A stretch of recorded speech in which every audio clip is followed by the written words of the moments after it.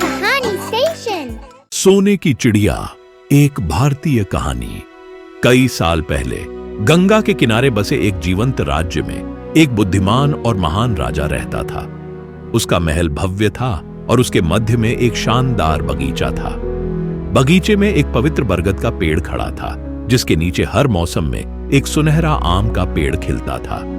सुनहरे आम राज्य के लिए समृद्धि का प्रतीक थे और राजा पेड़ के फलों के बारे में बहुत खास थे। एक सुबह उसने देखा कि एक सुनहरा आम रात भर में गायब हो गया था। क्रोधित होकर राजा ने अपने मुख्य माली को पेड़ पर कड़ी निगरानी रखने का आदेश दिया। माली एक सरल और मेहनती व्यक्ति था। उसने अपने बड़े बेटे को रात में रखवाली करने के लिए भेजा। लेकिन जैसे ही चांद निकला, लड़के को नींद आने लगी और वह सो गया और सुबह तक एक और सुनहरा आम खत्म हो गया।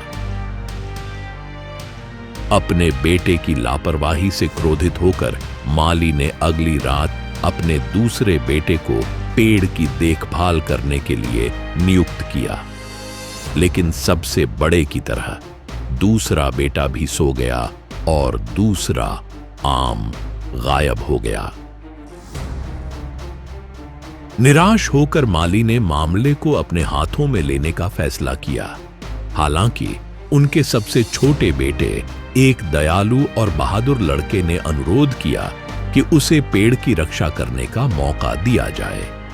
अनिच्छा से माली सहमत हो गया और लड़के ने उस रात बरगद के पेड़ के नीचे अपना स्थान ले लिया। जैसे जैसे रात शांत होती गई, लड़के को हवा में सरसराहट की आवाज सुनाई दी। उसने ऊपर देखा तो चमकदार पंखों वाला एक सुनहरा पक्षी पेड़ से सुनहरे आम तोड़ रहा था। लड़के ने तुरंत अपना धनुष निकाला और तीर चलाया, लेकिन पक्षी एक सुनहरा पंख छोड़कर उड़ गया।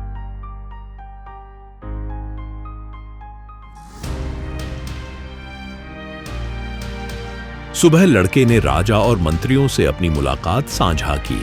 सुनहरे पंख की जांच की गई और यह निर्धारित किया गया कि यह बहुत मूल्यवान है, पूरे राज्य से भी अधिक मूल्यवान है। राजा ने पक्षी को अपने पास रखने के लिए कृत संकल्प होकर उस व्यक्ति को इनाम देने की घोषणा की जो उस सुनहरे पक्षी को पकड़ सकेगा।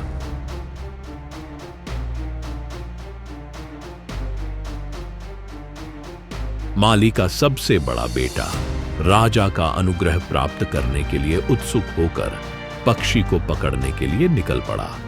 वह जंगल से गुजरा और जल्द ही उसकी मुलाकात एक नदी के पास बैठे एक बुद्धिमान बूढ़े हाथी से हुई। हाथी बोला, मैं जानता हूं कि तुम क्यों आए हो। तुम सोने की चिड़िया को पकड़ना चाहते हो। मेरी सलाह मानो।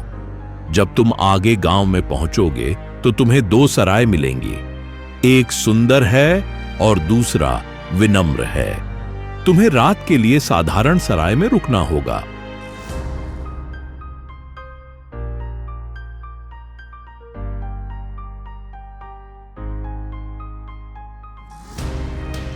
विलासिता के लिए उत्सुक सबसे बड़े बेटे ने हाथी की सलाह को नजरअंदाज कर दिया और सुंदर सराय में प्रवेश कर गया। एक बार अंदर जाने के बाद वह अपना मिशन भूल गया और सोने की चिड़िया की सारी याददाश्त खो बैठा।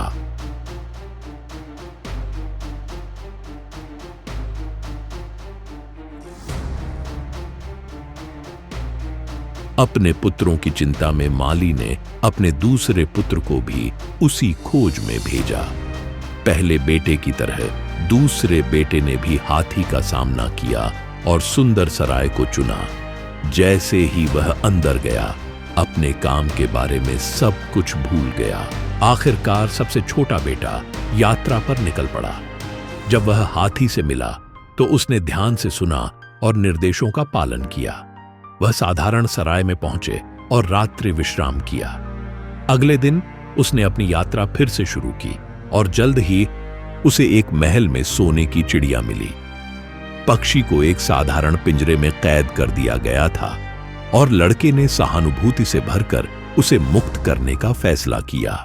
हालांकि जब उसने पिंजरा खोला तो अलार्म जोर से बज गया और महल के रक्षकों ने उसे पकड़ लिया।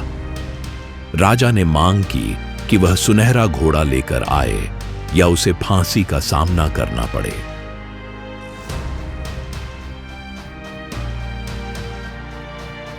सफल होने का दृढ़ संकल्प लेकर लड़का एक बार फिर चल पड़ा। रास्ते में उसकी मुलाकात हाथी से हुई, जिसने उसे चेतावनी दी, तुम्हें घोड़े के लिए सुनहरी काठी नहीं चुननी चाहिए, अन्यथा तुम्हें पछताना पड़ेगा। लेकिन चेतावनी के बावजूद लड़के ने सुनहरी काठी ले ली और एक बार फिर उसे गार्डों ने पकड़ लिया और पड़ोसी राज्य से सुंदर राजकुमारी लाने की सजा सुनाई। लड़के ने राजा की शर्तें मान ली और राजकुमारी को ढूंढने निकल पड़ा। उसे आधी रात को उसके साथ भागने का निर्देश दिया गया। हालांकि राजकुमारी ने आखिरी बार अपने पिता से मिलने की अनुमति मांगी। दयालु हृदय से लड़के ने उसे अनुमति दे दी, लेकिन उसे फिर से गार्डों ने पकड़ लिया। सजा के तौर पर राजा ने उसे 8 दिनों के भीतर पूरी पहाड़ी खोदने का काम दिया। लड़के ने अपने वफादार हाथी मित्र की मदद से सफलतापूर्वक पहाड़ी खोदी और राजकुमारी का विश्वास अर्जित किया। जैसे ही वे सुनहरे घोड़े के साथ राज्य छोड़ने के लिए तैयार हुए, राजकुमारी ने एक रहस्य उजागर किया। उसके पिता राजा उस जादूगर द्वारा श्राप के अधीन थे जिसके पास सोने की चिड़िया थी। सुनहरी चिड़िया श्राप को तोड़ने की कुंजी थी और लड़के को उसे और चिड़िया को सचमुच मुक्त कराने के लिए जादूगर को हराना होगा। अपनी खोज पूरी करने के लिए दृढ़ संकल्पित लड़के ने हाथी से सलाह मांगी। बुद्धिमान हाथी ने उससे कहा, जादूगर पहाड़ों के बीच एक किले में रहता है। उसे हराने के लिए आपको अपने साहस और बुद्धि पर भरोसा करना होगा। सुनहरा घोड़ा आपका मार्गदर्शन करेगा, लेकिन याद रखें, लालच को कभी भी अपने निर्णय पर हावी न होने दें।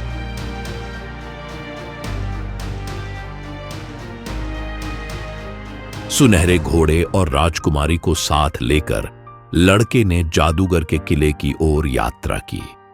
जादुई जंगलों, विश्वासघाती चट्टानों और क्रूर अभिभावकों के साथ रास्ता खतरनाक था। हालांकि लड़के की बहादुरी, किले पर पहुंचने पर जादूगर ने लड़के को अपने मिशन से हतोत्साहित करने की उम्मीद में विशाल खजाने और शक्ति के साथ उसे लुभाने की कोशिश की। लेकिन लड़का दृढ़ रहा और बोला, सच्चा धन वफादारी और धार्मिकता में है, सोना और जवाहरात में नहीं। क्रोधित होकर जादूगर ने जादुई आग का तूफान बुलाते हुए हमला किया। सुनहरे घोड़े ने अपनी दिव्य गति से लड़के की रक्षा की, जबकि राजकुमारी ने जादूगर की शक्तियों को कमजोर करने के लिए प्राचीन मंत्रों के अपने छिपे हुए ज्ञान का उपयोग किया। अंत में लड़के ने एक निर्णायक प्रहार किया, जिससे जादूगर की छड़ी टूट गई और उसका जादू टूट गया। सुनहरी चिड़िया अपने अभिशाप से मुक्त हो गई और किला ढह गया और अपने पीछे एक शांत जंगल छोड़ गया। जैसे ही सुनहरी चिड़िया आसमान में उड़ी, उसके गाने से जमीन पर शांति आ गई। राजकुमारी, जो अब जादूगर के जादू से बंधी नहीं थी, ने लड़के के प्रति अपना प्यार कबूल कर लिया। पक्षी लड़के के कंधे पर बैठ गया, मानो उसे उसकी बहादुरी और दयालुता के लिए आशीर्वाद दे रहा हो।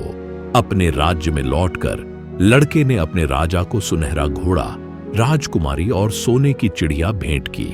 राजा ने लड़के के साहस और निष्ठा से प्रभावित होकर उसे अपना उत्तराधिकारी नामित किया। लड़के ने राजकुमारी से शादी की और उन्होंने ज्ञान और करुणा के साथ राज्य पर शासन किया। उनकी कहानी आने वाली पीढ़ियों को प्रेरित करती है। सच्चा साहस निस्वार्थता और अपने मूल्यों के प्रति सच्चे बने रहने में निहित है। बुद्धि और दयालुता शक्ति या धन से भी बड़ी जीत दिलाती है।